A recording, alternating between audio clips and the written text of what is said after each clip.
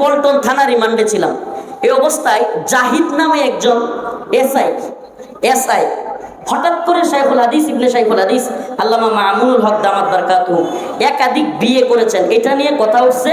সে আমারে গালিগালাজ শুরু করছে, তোরা কি ফতোয়া পাইছিস, কই থেকে পাইছিস, আমরা একটা নিয়ে থাকতে পারি না, তোরা দুইটা তিনটা কথা বলিস।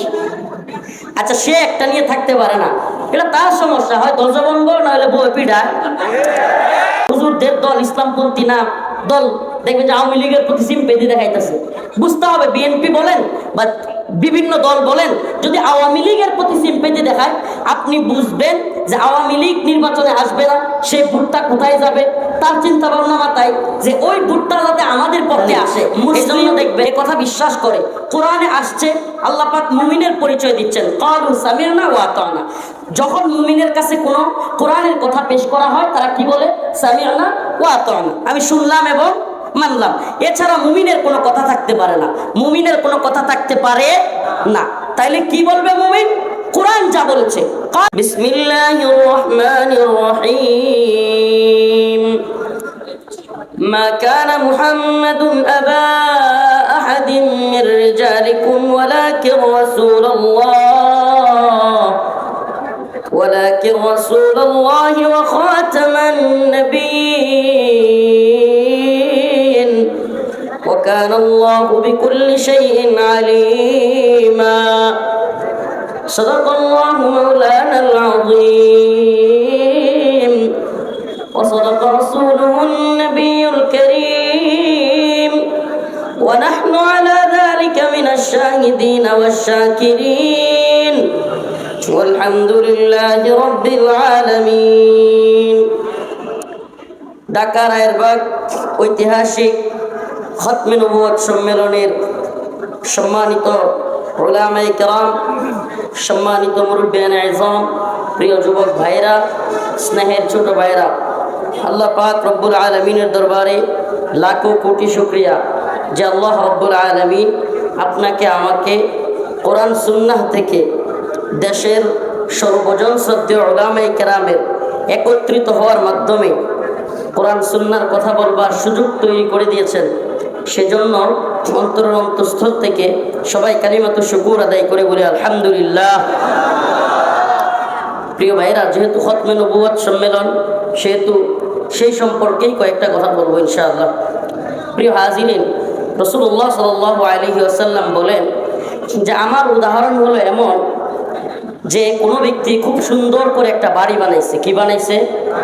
অনেক সুন্দর করে বাড়ি বানাইছে। বাড়ি বানানোর পর একটা ইট খালি রেখে দিছে, কোনো একটা জায়গায় একটা ইট খালি রেখে দিছে।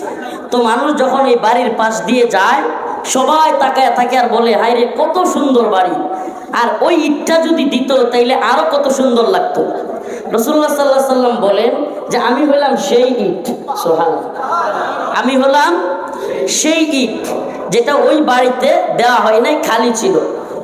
রাসূল হাদিসের মধ্যে এসেছে, রাসূল সাল্লাল্লাহু আলাইহি ওয়াসাল্লাম বলেন, আনা খাতামুন নবী লা নবিয়্যা বাদি, আমি শেষ নবী, আমার পরে কোনো নবী নাই। গোলাম আহমদ কাদিয়ানী নবী? নবী? পৃথিবীতে এমন কোন নবী আসেন নাই যার নাম মুফরাদ কিংবা একক শব্দে নাই। আমি মনে হয় বুঝাইতে পারিনি। একক শব্দে প্রত্যেক নবীর নাম, পৃথিবীতে যত নবী এসেছেন প্রত্যেকের নাম। আদম কয় শব্দ? ইব্রাহিম, নূহ, মুসা, ঈসা, দাউদ, প্রত্যেক নবী আলাইহিস সালাতু ওয়াস সালামের নাম একক শব্দে।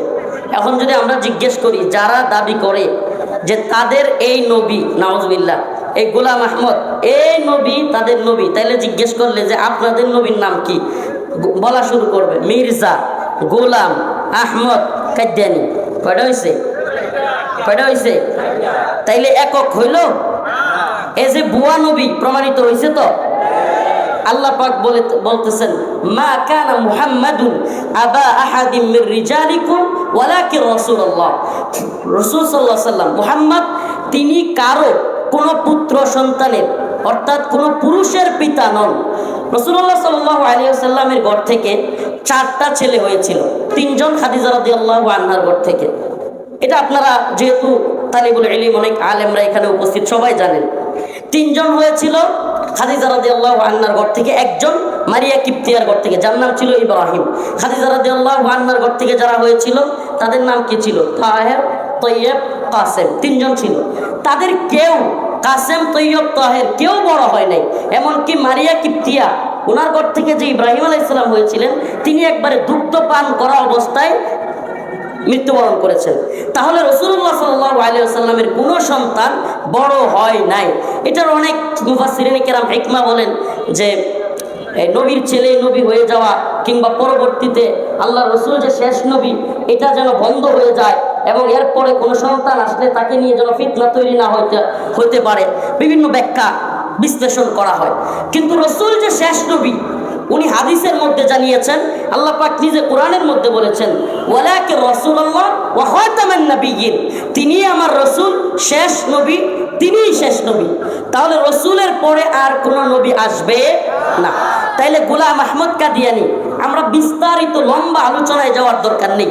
মুসলিম এ কথা বিশ্বাস করে, কোরআনে আসছে আল্লাহ পাক মুমিনের পরিচয় দিচ্ছেন, ক্বালু সামি'না ওয়া আতা'না। যখন মুমিনের কাছে কোনো কোরআনের কথা পেশ করা হয়, তারা কি বলে? সামি'না ওয়া আতা'না, আমি শুনলাম এবং মানলাম। এছাড়া মুমিনের কোনো কথা থাকতে পারে না, মুমিনের কোনো কথা থাকতে পারে না। তাইলে কি বলবে মুমিন? কোরআন যা বলেছে, ক্বালু সামি'না ওয়া আতা'না, কোরআন বলেছে ফানকিহু মা তাবা লাকুম মিনান নিসাই ওয়া মাসনা ওয়া সুলাসা ওয়া রুবা। কোরআন বলছে আল্লাহ পাক একাধিক বিয়ে জায়েজ করেছেন। আমি একটা কারগুজারি শোনাই আপনাদেরকে। আমি পল্টন থানা রিমান্ডে ছিলাম। এই অবস্থায় জাহিদ নামে একজন এসআই হঠাৎ করে শাইখুল হাদিস ইবনে শাইখুল হাদিস আল্লামা মামুনুল হক দামাত বারকাতুহু একাধিক বিয়ে করেছেন, এটা নিয়ে কথা উঠছে। সে আমারে গালিগালাজ শুরু করছে, তোরা কি ফতোয়া পাইছিস, কই থেকে পাইছিস, আমরা একটা নিয়ে থাকতে পারি না, তোরা 2-3টা কথা বলিস। আচ্ছা, সে একটা নিয়ে থাকতে পারে না, এটা তার সমস্যা, হয় দরজা বন্ধ না হলে বউ পিড়ায়, হয় যৌন সমস্যা আছে, না হলে ধরে বউ পিড়ায়। সে এমন খেপা খেপছে আমার প্রতি, আমি নাম বলতেছি, পল্টন থানা এসআই জাহিদ। সে এক পর্যায়ে আমি যখন বলছি ফানকিহু মা তাবা লাকুম মিনান নিসা মাসনা ওয়া সুলাসা ওয়া রুবা, আল্লাহ বলছেন তোমরা 2টা, 3টা, 4টা পর্যন্ত বিয়ে করতে পারবা, মহিলাদের থেকে যাকে পছন্দ হয়। ওয়াইন খিফতুম আল্লাহ তাআদিলু, যদি তোমরা ওয়াইন খিফতুম, যদি তোমরা ভয় করো, আল্লাহ তাআদিলু, যে তোমরা ইনসাফ করতে পারবা না, তাহলে ফাওয়াহিদা, তাইলে একটা করো।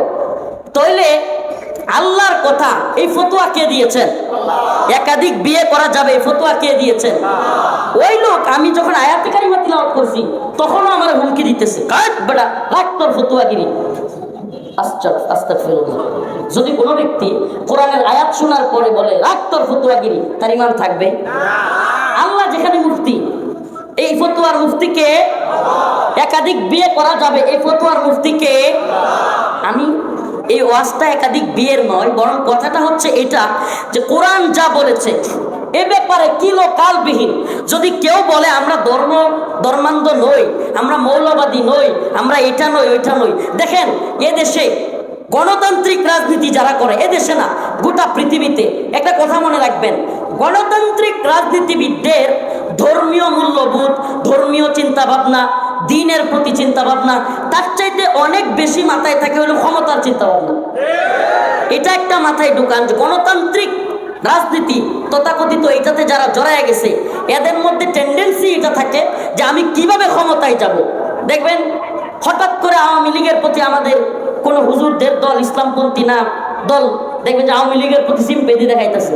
বুঝতে হবে, বিএনপি বলেন বা বিভিন্ন দল বলেন, যদি আওয়ামী লীগের প্রতি সিম্পেথি দেখায়, আপনি বুঝবেন যে আওয়ামী লীগ নির্বাচনে আসবে না, সেই ভোটটা কোথায় যাবে, তার চিন্তা ভাবনা মাথায় যে ওই ভোটটা যাতে আমাদের পক্ষে আসে। এই জন্য দেখবেন বিভিন্ন ধরনের, আমরা মৌলবাদী না, আমরা ফেসিস্ট না, এই ধরনের কথাবার্তা বলা শুরু হবে। প্রিয় ভাইরা আমার, বন্ধুগণ আমার বক্তব্য সেটা নয়, বক্তব্য